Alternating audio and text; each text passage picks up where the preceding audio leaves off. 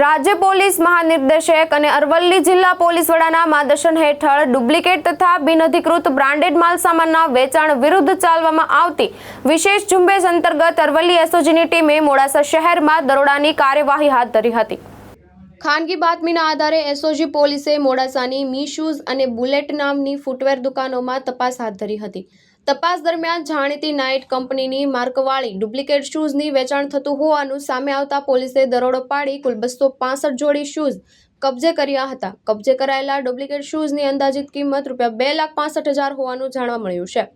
પોલીસે આ મામલે 2 આરોપીઓની ધરપકડ કરી, જેમાં મોડાસાના સ્વામિનારાયણ ડુંગરી વિસ્તારમાં રહેતા પ્રદીપ કેશવભાઈ ધોરી અને મહાદેવ ગ્રામના રહેવાસી ઉપેન્દ્રસિંહ પ્રતાપસિંહ જાડેજાનો સમાવેશ થાય છે। પોલીસે બંને આરોપીઓ વિરુદ્ધ કોપીરાઇટ એક્ટ હેઠળ ગુનો નોંધી વધુ તપાસ હાથ ધરી છે। અરવલ્લી એસઓજીની આ કાર્યવાહી બાદ ડુપ્લિકેટ બ્રાન્ડેડ માલસામાનનું વેચાણ કરતા વેપારીઓમાં ચકચાર મચી જવા પામી છે।